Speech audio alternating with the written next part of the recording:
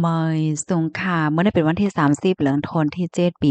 2026ในตอนในข่าวใส่หมอหอมมีข่าว3ตอนเดี๋ยวมาเปิ้นเผาค่ะออนตั้งเปิ้นในได้ก็เฮาค่ะมาถ่วมด้วยข่าวโหในก็ที่เรียกว่าเป็นข่าวเงาลองใหญ่คณะที่ได้เมื่อคมตุ่มในตั้งฝ่ายผู้มีปุนพ่วนข่าวค่ะอบโอ้เหี่ยวก็หันหลีดีเดปันตดตามถึงอาศักษาใจต่อก้นจับเฮียนเขาในออก มื้อวันที่29เดือนธันวาคมที่7ปี2026ในมีข่าวงาออกมาว่าดินในสภาค่ะเนาะก็มีรองอบโอ้กันเสียก็หันหลีจวมปักเปิงหมายมีอันมักมันปั่นตดตามถึงอาศักษาจ้อยตอนตาโก้นตีอันขังเปิ้น5อันนั้นก็เฮ็ดตีเปิ้นเฮาเคียงปยก็เต็กให้เปิ้นเหตุการณ์ในโคงจาเพี้ยน เรียนเปิ้นตั้งออนไลน์ว่าสังว่าเจิ้นไหนเฮ็ดจั่งไหนค่ะอ้อปักเปิงหมายมีอันที่เปิ้นแพ่มาเลินโทนที่หาที่ป่นมานั่นค่ะอันนั้นก็เตรียมว่ามีโตดตามตกคอกตั้งแต่10ปีต่อพอถึงต่อถึงอาศักษาต่อโจเนาะต่อโจให้แหน่โคมป้าถึงโตดตามอันถึงอาศักษาใจตวนตาก้นตีอันมีลวงเฮ็ดพิษใจลวงฮาวเคียงว่าเต็กเต็งเป้กินติ่งยอบขัง โดยเดี่ยมจ้อมเปิงค่ะปยก็มีลองเฮ็ดตั้งสร้างอันเฮาๆแห้งๆเกียมต่อเปิ้นเปิดตัดเต้ให้เปิ้นนั่นมีส่วนควมในการหลอกตั้งออนไลน์ว่าซังว่าเจิ้นได้แฮ่ไหนน้อ อันนี้ก็มันเหมือนจังหนังเตมีมแจก้นมังจื้อที่อันเขาญาติเรียนก็เหตุการณ์ปยก็เตมีลวงมักมันว่า1วันได้สู่ได้เรียนไล่สู่ได้ไล่เรียนไล่กะนานกันนายจังเนี่ยเนาะเพราะว่าเรียนไล่จ้อมหนังเป้าหมายอันที่เขาตั้งวางไว้ก็มีลวงปันตามว่าซังว่าจังได๋เฮ็ดจังไหนนั่นน่ะเนาะ กำในเฮาค่ะมาด้วยเกี่ยวกับเรลวงตั้งพิธีว่าเหรียญเปิ้นอันถึงตีเฮ็ดให้ตื้อเคิกถึงอาศักษาใจเปิ้นอันนั้นซ้ำเตเลยครับตดตามถึงอาศักษาใจเนี่ยค่ะนอกเลยเสนในเหย้าไหนหมายมีอันใดค่ะยังมักมันไว้ปาตดตามควักสูงต่อบ่ถึงต่อโจสุดปานตอนดาก้นตีอันมีลวงคับขึงการอ่าสร้าง คับเคิงการศูนย์สแกมเมอร์ศูนย์จ้าเพี้ยนอำนั้นก็โก้นตีอันถุงยาดัดว่ามีลองเกี่ยวข้องจอมลองเหรียญเกี่ยวกับโดยลองเงินเหนือออนไลน์ว่าสังว่าเจอใน Cryptocurrency ว่าเจอในเฮ็ดจังไหนอ้อป้องว่าเมื่อเหลียวในก้นตีอันเฮ็ดเกี่ยวเลยลองจ้าเพี้ยนว่าสังว่าจังไหนในเพราะว่าก็ทัดทบ heading ยอบไหลว่าก้นในมันมีลองเกี่ยวข้องอันเกี่ยวข้องเลย เกี่ยวข้องศูนย์จ้าแพทย์อสังออเนี่ยก็เตจังญาติโตตามนักหนาหนาอันว่านั่นยาวในค่ะเพราะว่าเฮาค่ะมาด้วยพ้องย่ำเหลียวในที่ในเมืองคมตุมค่ะเนาะก็ไล่รับรองมิบอีดีนอกวันนอกเมืองเนาะว่าได้เป็นอเมริกันว่าแค่ว่าจังได๋เนี่ยค่ะก็เปิดจังนั้นแลเนี่ยก็เฮ็ดให้ลงปองจึงปานบ่เหลียวในค่ะก็ไล่ปันข้อความมันว่าเตกวาดล้างเพียวม่วย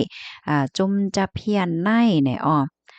ปยก็ตั้งฝ่ายผู้มีปนพรเขาเนี่ยก็เข้งแข็งลงเปิ้นตีกวดทัดกวาดล้างละลายเปิ้นตีถึงตีเฮ็ดให้จุ่มจับเพียนเขาเนี่ยก็ค่ายที่อยู่ด้านเซาเขากำไหนนะ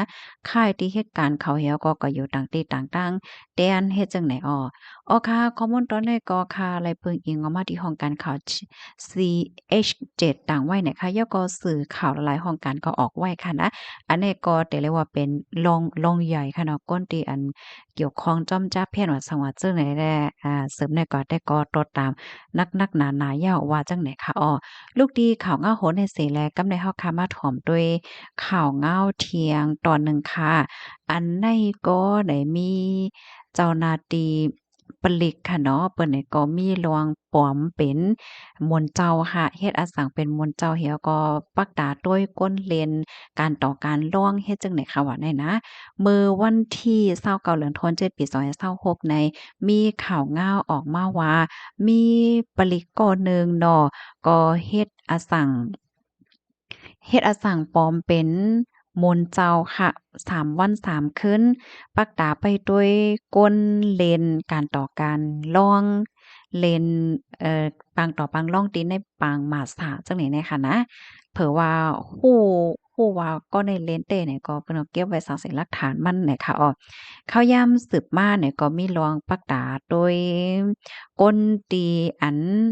เกี่ยวข้องกล้าขายยาหลายๆวันเนาะถึงที่ป้อติงยอบกุมโตไหล่2ก่อค่ะยึดไหลอันยาพองขาวได้23.52กรัมยาเมากำอันเป็นเม็ดนั่นเทียง2เหง6ปากเม็ดจังไหนคะอ้อตั้งฝ่ายภูมิพลพรฮงปลิกเจตวนนครนายกค่ะโฮมป้าตั้งฝ่ายเกี่ยวข้องค่ะเนาะก็ติ้งยับก้มโตไหลก้น2กอดนั่นได้ก็จื้อฮ้องว่า นายเสกสรรอำนันต์จึงเล่นห้องว่าเก๋อายุเลย49ปีเที่ยงก็เนื้อซ้ำเป็นนางสาวอัชราอายุ31ปีติงยอบก้มโตไล่ตีหิมห้อมตีอันเปิ้นกึดลดกึดก้าตีหนึ่งค่ะกำนันไหนเปิ้นก็เตื้อต้องถามให้เตื้อควากเสียเข้าทัดตีในเฮิรนเทียงอันมีไว้อยู่ดีบ้านนาจะเว้งบ้านนาเจตอนนครนายกจังไหนอ้อม สืบเสออนหน้าในตั้งฝ่ายภูมิพลพ่อนเขาในกอไล่ภาพข่าวเงามานั่นขนาดนว่านายเก๋เนี่ยมีหลวงเฮ็ดตั้งสร้างลองต้งหนึ่งหลอมขายยาเฮ็ดจังเนี่ยกำในตั้งฝ่ายภูมิพลพ่อนเขาในก็จังไลลงปื้นตีปักตาไปโดยเหถึงตีป้อมันใจน่ะเนาะว่าก้นๆให้เกี่ยวข้องแต่ยาวเฮ็ดให้เอาก็ถึงตีป้อติงยับไหลใน ปอกกำไนว่าเฮ็ดจั่งไหนค่ะนะเมื่อพ่วงเมื่อที่อันเจ้าหน้าที่เขาคบโทบนั่นค่ะนะนายเก๋เนี่ยนายเก๋เนี่ยค่ะนะขี่รถเคิงออกมาตีขึ้นออกป้าตั้งนางหญิงสาวเนี่ยค่ะว่ากำนั้นแลเจ้าหน้าที่เขาก็จั่งไลแหน่โตสิย้อนตัวเหยาก็ย้อนกุมโตมันใจครบทบหันป้ายาเมากำอันซ่อนอันเอามาป้าจอมเฮ็ดจั่งไหนคะอ้อ กำแหน่เผอว่ากว่ากดทาตีเคิรเนี่ยก็ครบถ้วนพันยาผ่องขาว2ถุงน้ำหนักในหมวก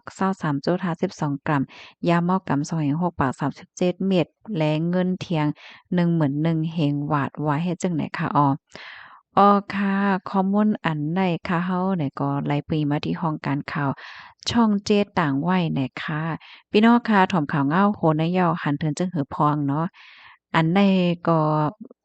โวนวาดเล็บเดเป็นเปิ้นฮ้องว่าจึงเหือป้ายโวนป้อดอนตอนหนึ่งค่ะเนาะตอนตาพี่น้องเฮาค่ะบางทีบางตอนผมมีพูนพ้อนเฮานี่ค่ะเนาะอันเพิ่นว่าปลอม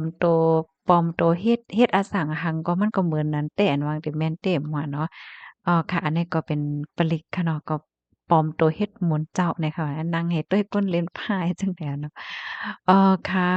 ลูกดีข่าวง่าโหนในสิแลกำในเฮาค่ะมาถ่อมด้วยข่าวง่าแทงตอนหนึ่งค่ะโคบทบหันเทียงยาวเคิงใจโคตื้ออันตุอันปอมมันเมื่อวันที่29เดือนธันวาคมที่7ปี2026ได้มีข่าวง่าออกมาว่าตั้งฝ่ายภูมิพลพรเขาไหลเขากดทาดปื้นตีอันมีไว้เคิงใจโคตื้ออันตุอันปอมพบทบหันตั้งนำมือแต่มันในแต่ก่อไหนมีก้นตึงลาดนั่นน่ะเนาะว่ามีกลกล้าตั้งขายอันตุอันปลอมมันขายไว้อยู่ที่เหนือออนไลน์ว่าจั่งว่าเฮ็ดจั่งใดกำในตั้งฝ่ายภูมิพลพรเขาเนี่ยก็ไล่เก็บหอมตอมจู้ซักไสหลักฐานปักดาไปโดยค่ะถึงที่ปลดไล่ฮู้ว่าเปิ้นตีอันไว้กลกล้าตั้งขายในมีไว้อยู่ดีเฮิรนหลังหนึ่งตีท้ายบ้านเจวิงเมืองเจดอนสมุทรปราการค่ะ เฮ็ดนั้นเหี่ยวก็ในภูมิพลพรเขาเนี่ยก็เอาตั้งศักดิ์สิทธิ์หลักฐานสิลงพื้นที่กว่ากดทัดด้วยเผื่อว่ากว่าถึงยอก็เลยก็พบทบหันนายเวยชินเป็นก้นแขกค่ะมันจ่ายแต่ก็ลัดความไทม์ไลน์ค่ะเนาะกำนันภูมิพลพรเขาเนี่ยก็เลยหาก้นเป็นภาษาใดมาอบโอ้จอมค่ะเฮก็เลยฮู้ว่ามันจ่ายได้ก็เป็นก้นแพ็กของก้นหางแฮนโคของฮับกลกาอันลูกมาตีเมืองแขเหี่ยวก็ขายดัง